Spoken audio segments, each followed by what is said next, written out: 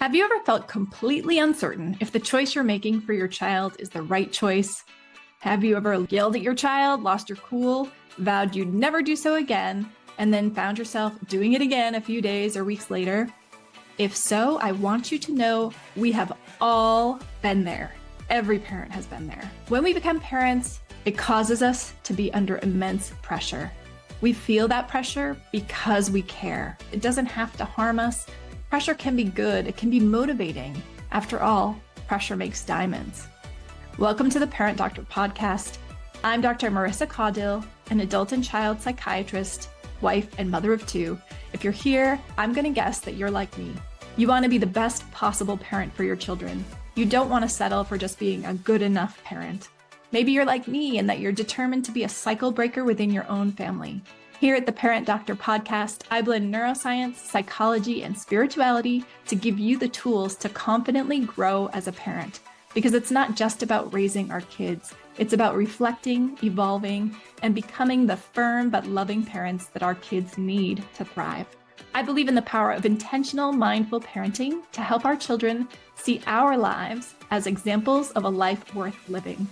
That might mean making some tough decisions in your life about your relationships, your work, your friendships, your habits. Can that be hard? Yeah, sure. But anything really worth doing is not easy. And that is how we're going to reverse the teen mental health crisis our kids are facing.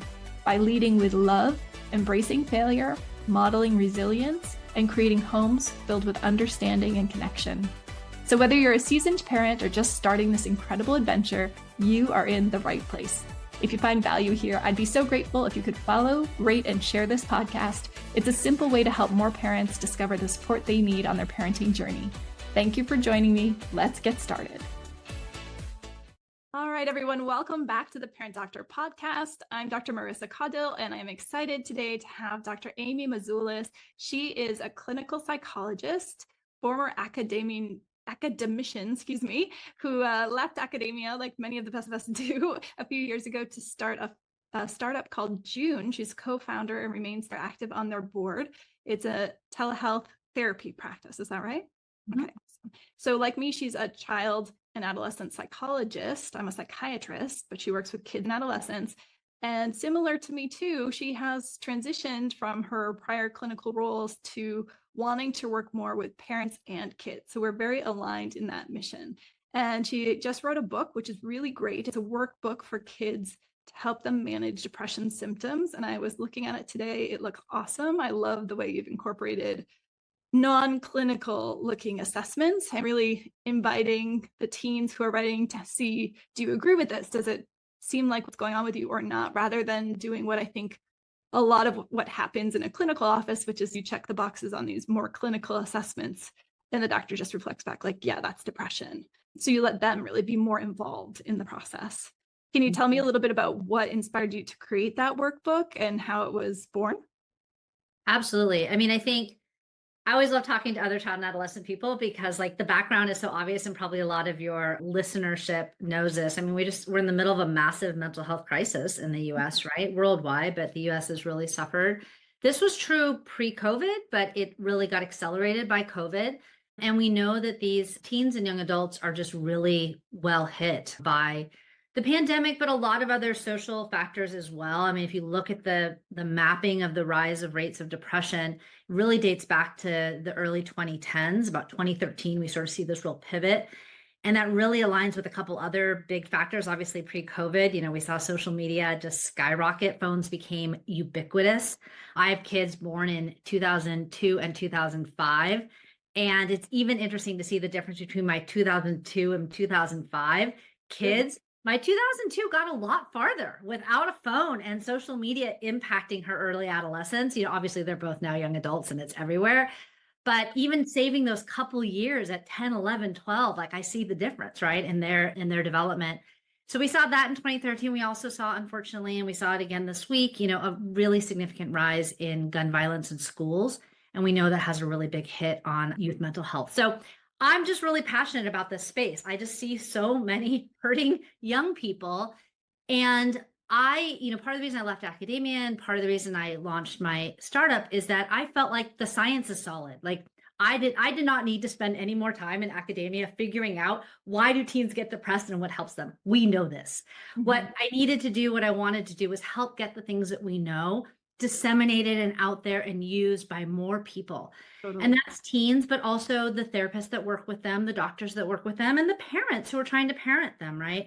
And so that was really the genesis of this workbook is, can we take sort of what we know about best practices and make it really accessible to teens? That's the real goal of that book, is to be user friendly from a teen perspective. But also, I think it's a good partner for those of us who interact with teens regularly. So I anticipate that therapists will, use that in their practice, and that parents may use it as tools to interact with their kids, understand what's going on. Perhaps it can be hard, as you know, to motivate a kid with depression to do anything, including a workbook, no matter how pretty the artwork is on the front. So I'm also hoping that it encourages the adults in their lives to find, points of access in interacting with them. So, and then the last thing I'll say is that I sort of wanted to take, I think one of the things I really enjoyed over the course of my career is seeing some of the newer research emerging sort of that builds on the original foundation of sort of classic cognitive behavioral therapy, CBT, for depression, and brings in things that matter to kids. So I worked in a lot of neuroscience on motivation and focus, which for a lot of kids and families is one of the most immediate impacts of depression in their schoolwork. But also I'm a big I actually come out of the academic lineage of Marty Seligman. And so I'm really a big believer in positive psychology too. And I dislike spending a lot of time with people talking about all the things that are wrong in your life and all the ways you need to change your thoughts and behavior. And also really want to step back and be like, how can we also just build the good in your life? So a third of the book is really about building the life you want to live, not fixing all the things that are wrong. We need to do that too, but how can we build the good in your life and make it a life that you're excited to live? So that was sort of the genesis for me. This is my passion. I've been doing this a long time, and it was exciting to have the time to put that into a practical form. Yeah, no, that's so wonderful. I don't know if you've seen it. I made a reel on social media, but there's this visual analogy. I love visual analogies. And it's basically like dirt in a cup. And then you can try to pick out all the little specks of dirt, right? But what ends up happening is the volume overall becomes depleted. Or you can just pour in lots of fresh, clean water, and ultimately, boom, it's clear, right? So Absolutely. same thing when we focus on, and I feel like that happens a lot in mental Absolutely. in places where we're trying to help people in mental health, right? Again, because of the systems in place, because of insurance reimbursement, we had to Absolutely. put a label on it, call it what it is. And then treatment tends to be focused on that in a way that sometimes isn't that helpful, because the patient, the child, really glommed onto this idea, but I have depression. That's why I can't do things. So I love the idea of just focusing on the good. Like, what do you enjoy doing? How can you do that more? Absolutely.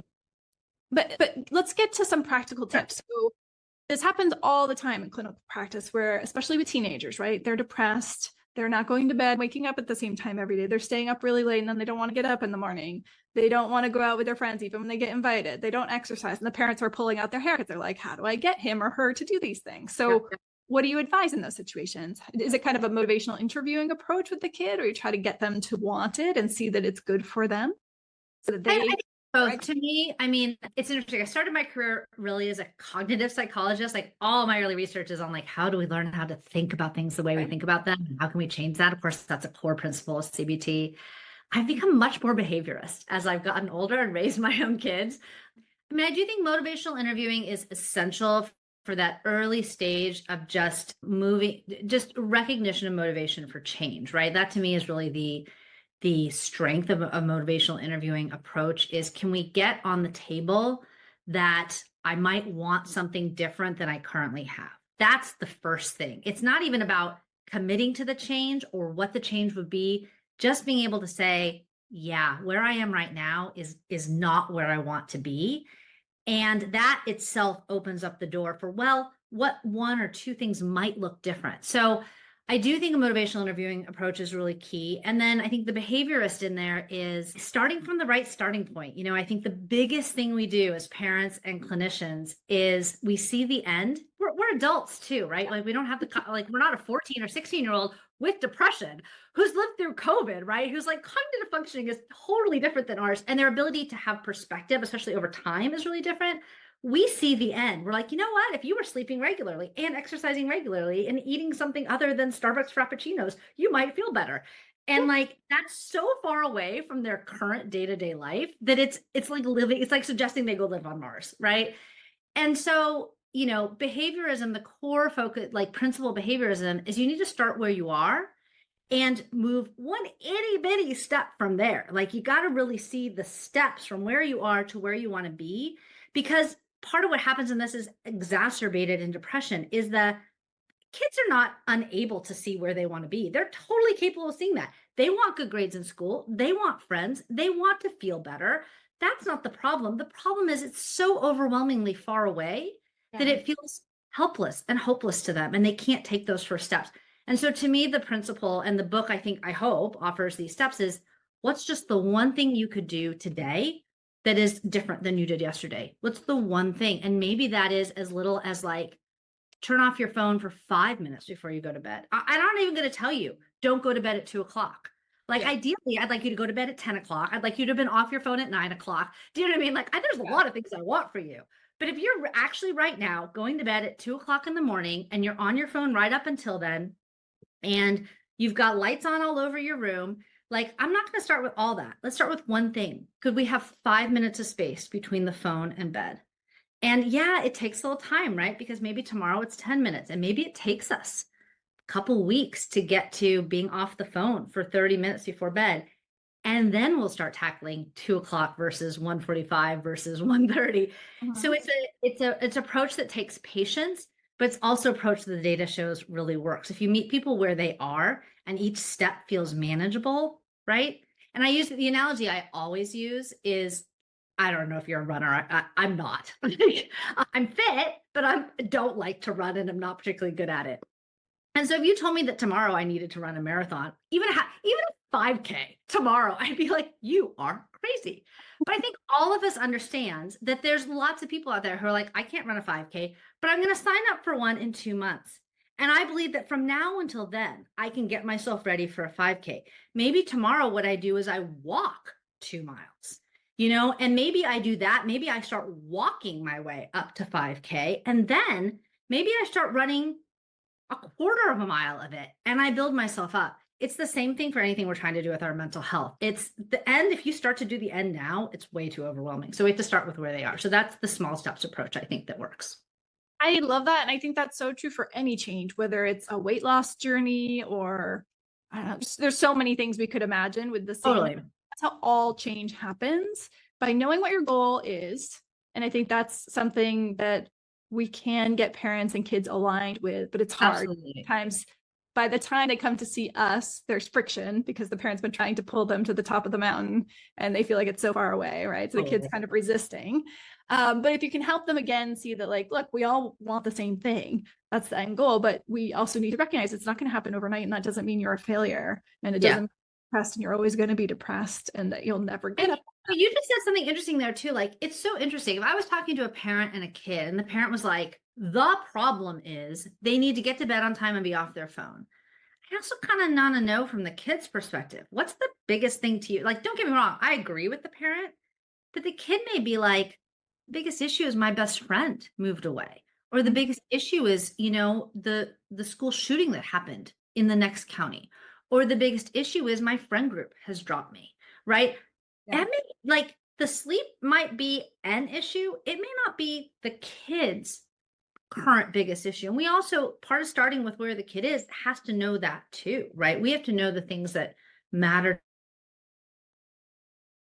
to them, because trying to tell a kid that sleeping 8 hours a night is going to make you feel better about your best friend's death, we're kind of missing the boat there, right? Like we're not listening to them about what it is that they really need at that moment.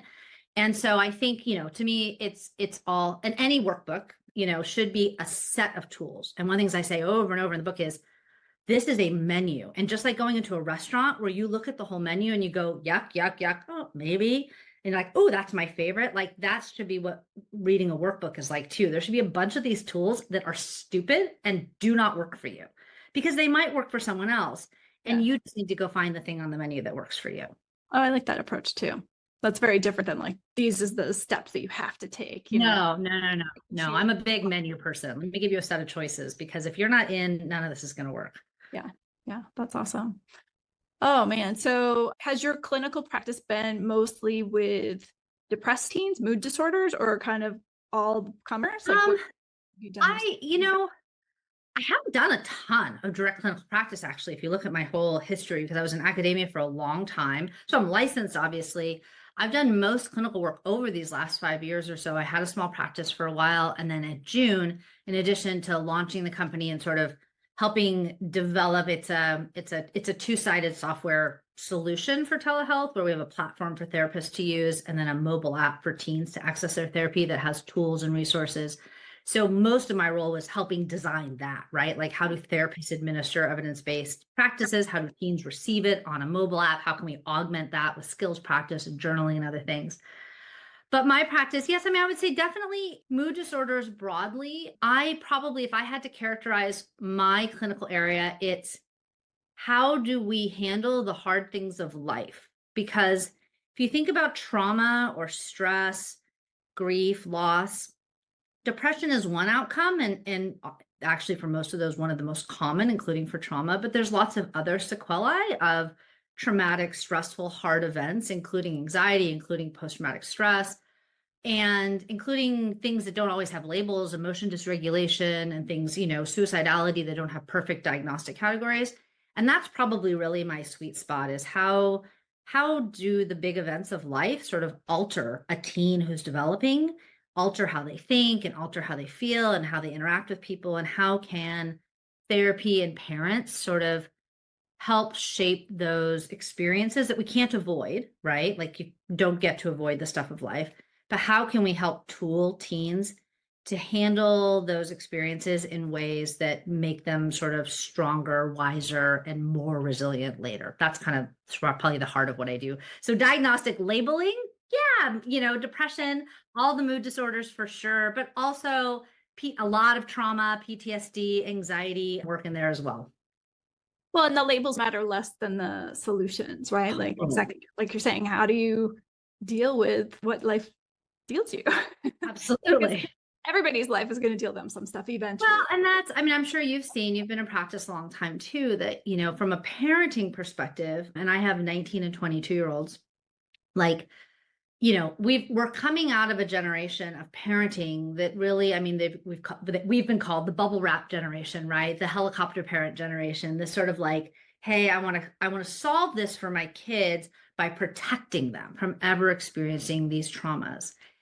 But it turns out, shockingly, life is life and life continues to throw things at these kids. And so I was like this before. And then my kids lost their dad. My husband died 7 years ago. They were 12 and 15. And man, let me tell you, if you hadn't thought about like what something that you don't get to control does to your kids, you really get to watch it happen. Right. And so, and that's an extreme case, right? The loss of a parent, but a school shooting in the neighborhood next to you, a suicide at your high school, like these are things that are going to happen in your teen's life. And so the protectionist approach is not actually the best long-term parenting or therapeutic approach. And so really taking that stance of, stress is going to happen, life is going to happen.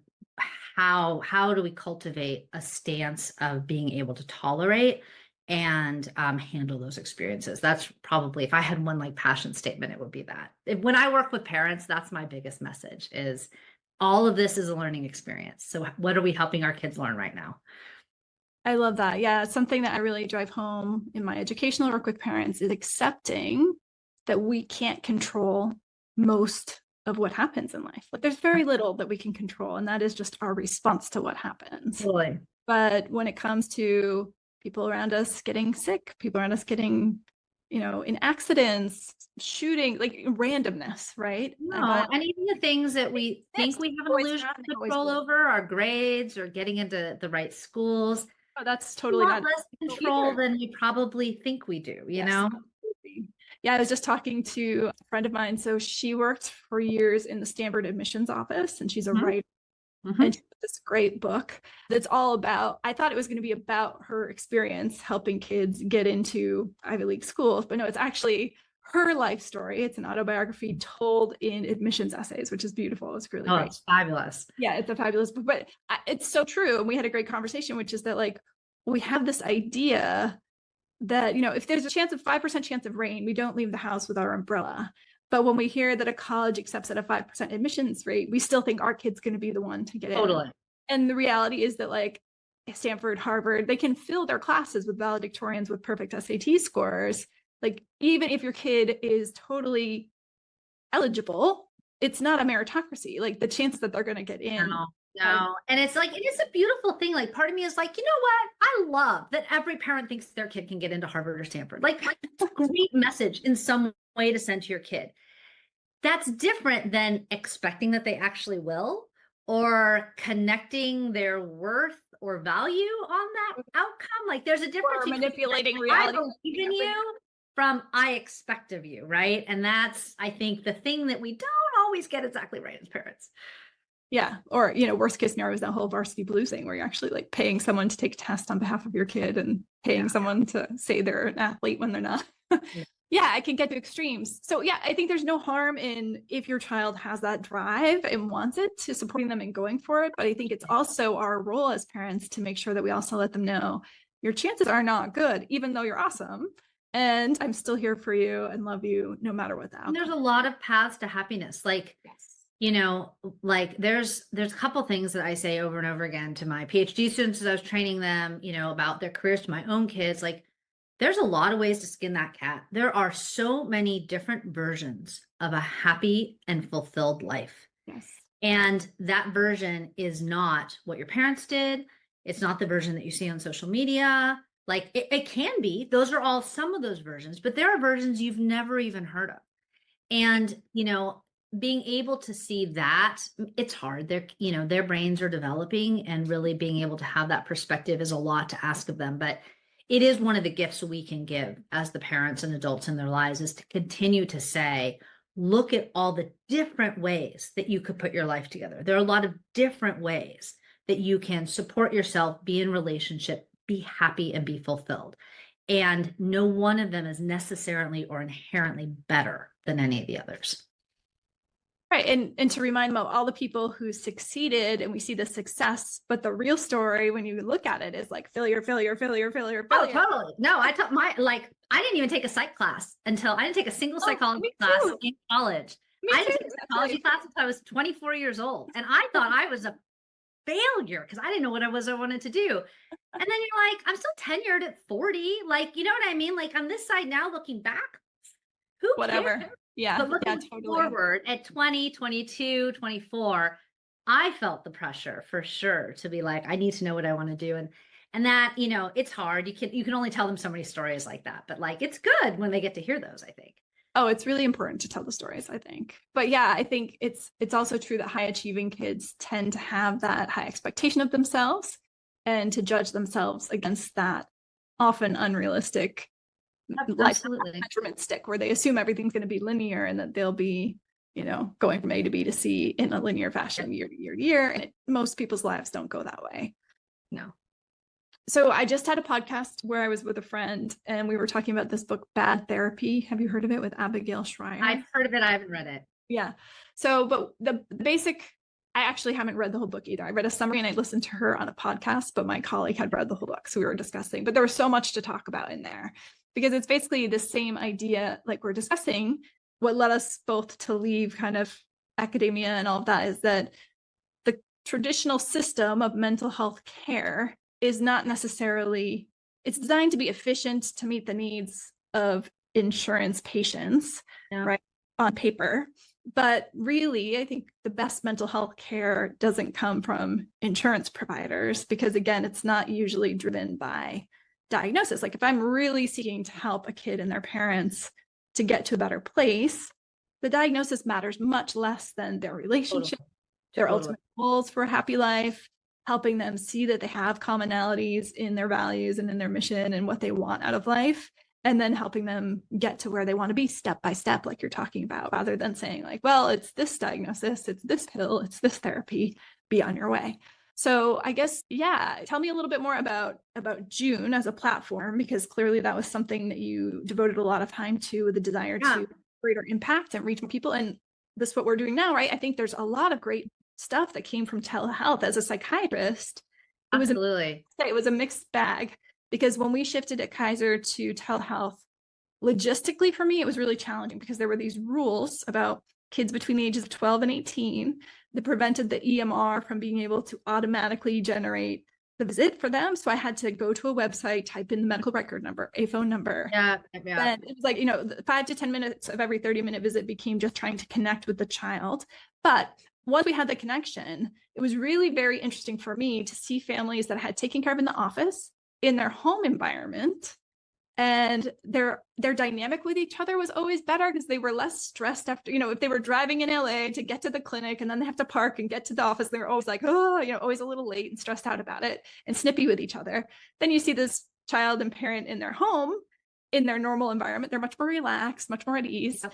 And then I would see things that I wouldn't have known before. I still remember this one teenager who behind her in her bedroom had this closet filled with cans. And I was like, are those cans? And she was like, yeah. I'm like, what are they? And she's like, oh, Red Bull. I was like, how many Red Bulls in that? She's like, oh, I don't know. I just saved them.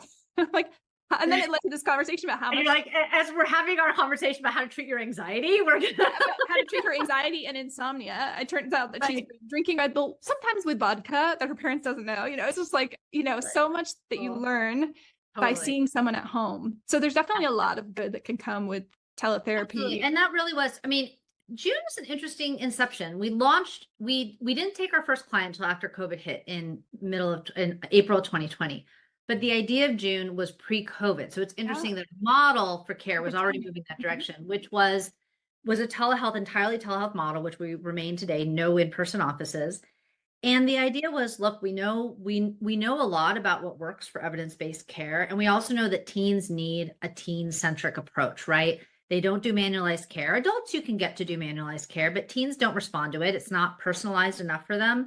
And so we really sort of modularized all the key components of evidence-based care and made it accessible to clinicians, but then also empowered clinicians to just be like, here's a bunch of resources. Here's session plans and skills and things that you can use, but we're not going to tell you what to do when, because teens are squirrely, you know, like teens need like, you know, you got to meet them where they are, right? So you have to figure out like how to engage them and that. And then you also like the same 16-year-old female with depression. Some of them will need emotion dysregulation skills. Some of them will need interpersonal effectiveness skills, and some of them will need cognitive skills. Like, you don't know, the kid in front of you is unique, but we know that those are all a repertoire of evidence-based treatment. So that was really sort of from the therapist side, like giving them a toolkit of easy to find tools, and then also around safety planning and safety intervention. So they felt safe working with teens.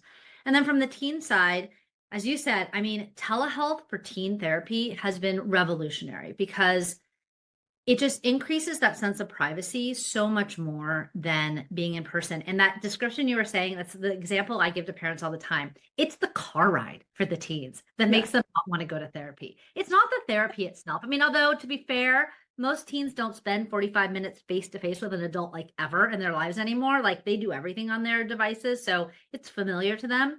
Like being in that office with someone would be unfamiliar to them. But at least there it's private and they trust it. It's the car ride with mom or dad. What are you going to talk to your therapist about today? Are you going to tell them about this? I want you to talk to them about this. And then they get back in the car. What did you talk about today? Did you, you know, and this poor kid is just like, you know, we just want them to go and make good use of it, but they can't with all that going on. Are you a parent who wants to read all the parenting books and you have maybe a growing list or stack on your nightstand, but somehow you just never seem to find the time to get to them? If so, I totally relate to you, and I want you to know I'm here to help. Every month on the third Wednesday, I read, summarize, and present a parenting book that I have chosen that I think is a great one. And I do this via Zoom. If you'd like to get into the Empowered Parent Book Club, go to theparentdoctor.com/book club. This is totally free. It's a public service that I provide. And everyone who signs up gets access not just to the replay in case they can't make it to the live Zoom, but also to an actionable PDF that I create custom for each book that we read.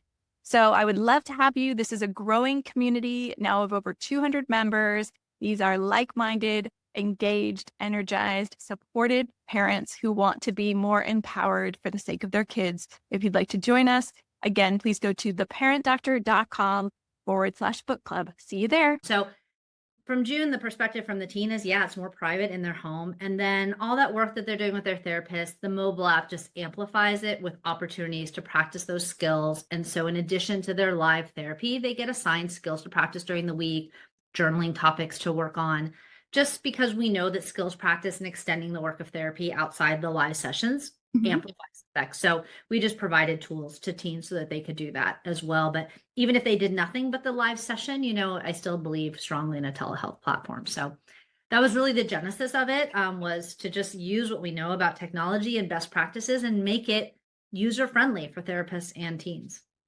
So is it a practice, Joon, or is it a technology that practices? It's a practice in and of itself. Okay. I would say it's a model of care. Yeah. That we provide proprietary software. So our therapist, when there's like in any telehealth platform, right? If you're a therapist on, BetterHelp, for example, when someone logs in and they're a Joon therapist, they have our platform and our sort of expectations of care, our way of doing a treatment plan, our way of safety planning, and the expectations around safety planning, our assessment tools that are available to them and the data that's there for them to use.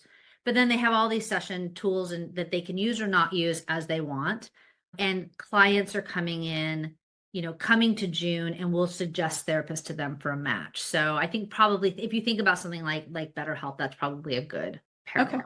And what states are you available in case anyone's listening? So the whole West Coast, Washington, Oregon, California, Texas, Pennsylvania, and New York, with a small practice in Delaware, but I don't know how, it depends on where you are. But West Coast, all West Coast. So California, Washington, Oregon, and then Texas are our biggest states. Awesome. Very cool. So I wanted to ask you, yesterday I was listening to NPR and Ira Glass was interviewing this guy who was selling like something random at like this fair in the Midwest, but he was a salesman, right? So he could sell like $30,000 worth of like hose attachments at this fair in 4 days, right? So he's like an expert at human interaction, but he was commenting that he had to adapt. And I didn't catch the beginning. So I'm not sure if he had to adapt because he had a younger audience or because it was like the location in the country where people were more comfortable or less comfortable with eye contact. Sure. But I wanted to ask if you feel like, because I felt this way in the office with teens often, that they would feel uncomfortable with the degree of eye contact that me and my generation was accustomed to of them. And I feel like on the telehealth platform, when I'm working with younger people too, what I notice is that they don't really want to make eye contact, even though it's not like right now I'm looking at my camera so that I look like but I'm not actually looking. But they don't even do that. Like they don't make the initiative to look like they're looking at me. It's more like they're just talking over here and it seems more comfortable for them to not be making eye contact. Absolutely. I'll tell you what I tell the therapists at Joon, for example, as I'm training them and supervising them, is I really believe with teens that you need to meet them where they are, not from the stance of what we think is effective, right? We have an expectation, both because of generation and our training, that the key to effective therapy is that interpersonal connection and our relationship and you being present, and you have to put in the work. I'm not saying it's wrong, but I'm saying we don't even get there. If our expectation of what a successful client is, like how they should behave, is so far away from what they're comfortable with, we never get them engaged. What's going to happen is if we keep saying, hey, can you put your phone down? Hey, can you turn your camera on? Hey, can you look at me when I'm talking? Like if we keep correcting them or trying to bring them into our model of what we think interaction should be, all we're going to do is reduce the likelihood that they pop into the next visit, right? And so to me, the very first step in successful therapy is butts in seats. Like kids have to show up. And teens, and this is the thing, teens in telehealth, they got to show up. Like, you know what I mean? Like that's the side of mom or dad driving you to therapy is mom or dad is sure you get in that office, right? It's a lot less oversight often in telehealth because unless mom or dad is right there in the room reminding them to log on, like it's a lot easier for them to not show up. And so we have to make them want to show up and have this be a space where they feel like their needs are being met. And so I have a pretty wide range of what I will consider acceptable. And the place where I'll like provide information to teens is things like, hey, look, like, I just want you to know, like, you keep signing off, like, you keep like being done in like 7 minutes. I just want you to know your parents are paying for 45 minutes. Like, I can't charge them for only 7. And so I just don't want that to come back and bite you in the butt later, right? Like, so I just want to make sure you know that, because I don't know if that's going to come up between you and your parents. It might show up on a bill sometime, the duration of this appointment. Doesn't matter to me, but like if you only have 7 minutes of talking in you, totally fine. We can play games or do something else for the rest of the time, because I still think that's valuable. Just to like, if I'm like, okay, what did I learn there? Their amount of interaction is 7 minutes. My goal is 45 minutes. And we talked about earlier, if I set the goal at 45 minutes and they're at 7, we're not going to be successful right away. Like I got to get from 7 to 10 to 15 to 20. And it's going to take me a few sessions to do that.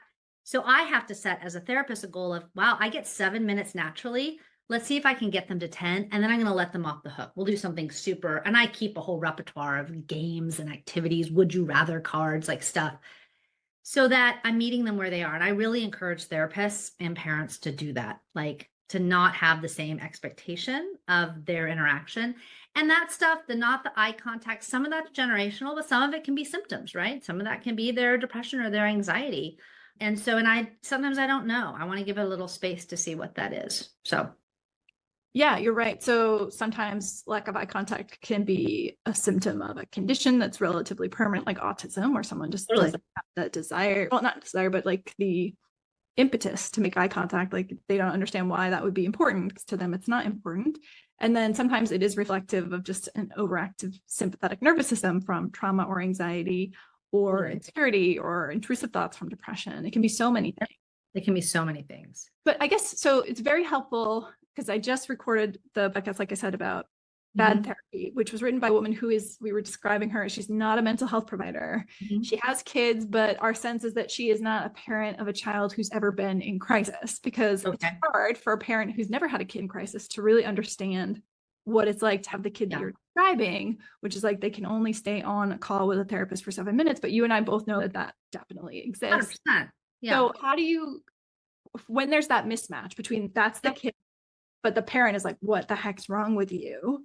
Right. How do you help those parents to see? Because what I've experienced is they often just get really angry and defensive, and they're like, no, he or she just has to buck up. This is the problem, right? Like they're not willing to do the hard things. And how do we support parents who view it like that it's not coddling your child to accept that this is where they're at. It's actually loving to accept that this is where they're at, and then to not have an expectation, just love them for who they are, and then give them the space. A lot of our colleagues our age, our experience, who work with teens and their families, would say we love the teens. We don't always love the parents as much, right? Because it can be challenging when you're interacting with a parent who's like, my kid is the problem in this and this way, and you're listening to that going, I might have a different perspective on this situation. So I think, it depends a little bit, I will say, on the context, right? Like, so being in family therapy or being in parent coaching is different than if the teen is my client, right? Most of the time I have the teen as my client. And so I take that role really seriously, my responsibility to have my client's needs be front and center. And so what I would consider my role in that situation, to, in as gentle a way as possible, to do some psychoeducation with the parent around that behavioral model we were just talking about. And I would step away from those mental health symptoms and talk about any other behavior we wanted to change. I might talk about running the marathon, or I might talk about changing your eating habits for weight loss, and how you don't just wake up one day and have lost 20 pounds. You don't just wake up one day and have run a marathon. You break it down in steps.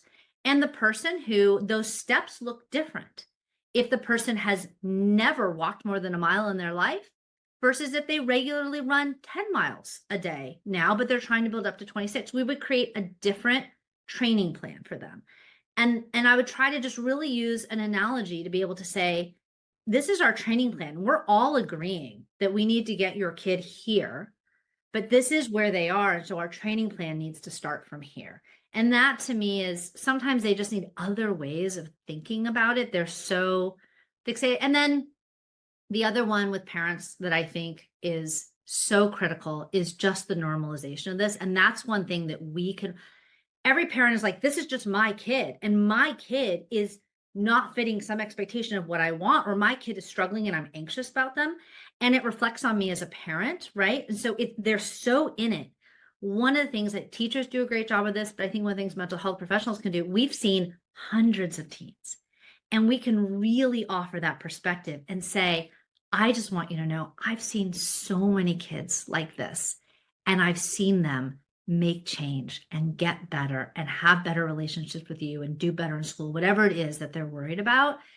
And this is not abnormal, and this is not you being a bad parent. This is actually more typical of the adolescent experience than maybe you believed. And maybe you didn't have that. Probably the hardest families I have for working with are two. One, where the parent really never had any mental health issues, right?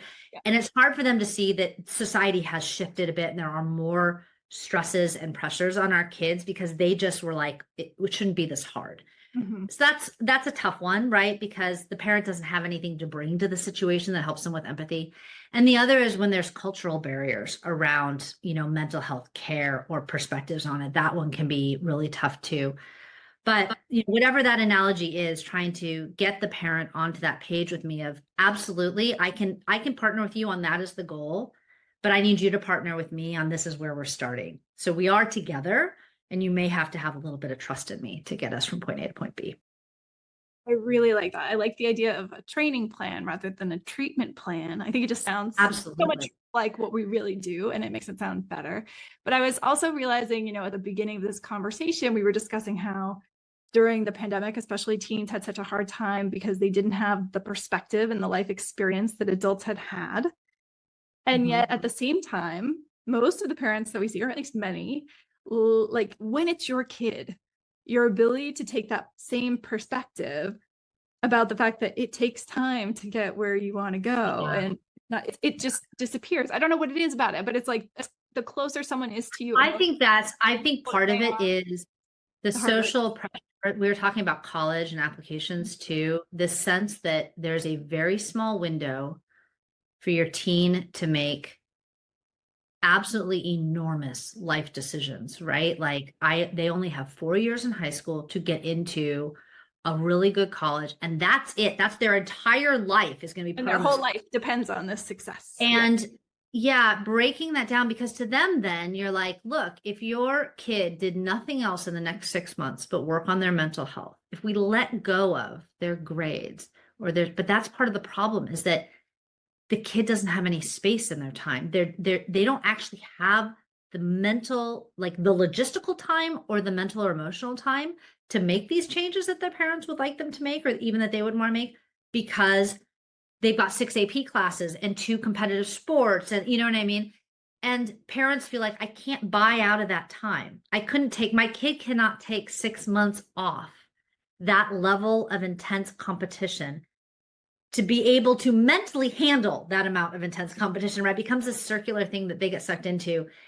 And, and I'm not averse to using scare tactics with parents. The best things that can happen is when parents actually get scared about their kids.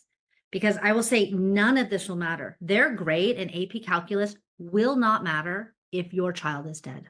And I will say that to parents like that bluntly, to get them to really see sometimes the choices that they're making about whether or not they're going to take the time and make the space for their kid to invest in their mental health. Because sometimes it has to be that blunt, Yeah. So it sounds like a lot of the families that you work with, and I've worked with too, private practice, are more high achieving, affluent families. Oh, sure. And we know that they've been proven to also be an at-risk group, that there are high pressures on those kids, even though some people will say like, oh yeah, it must be really hard. But no, I mean, it is difficult when there's this sense that even though you have a lot, that you have a lot to lose. And absolutely. You're going to miss your opportunity. The door is closing quickly. Yep. And you're surrounded, you have more people around you, your comparison points, right? It can feel often that, if everything is perspective and you're in one of those, really competitive school districts or cities with a lot of wealth, you're looking around and going, but that kid's doing this, and that kid's doing this, and that kid's doing this, and that family's doing this. And it can feel like so much pressure that you are just swimming just to keep your head above water. It looks like everyone else is like halfway across that lake already, right? And you're like, I don't know how to swim any faster.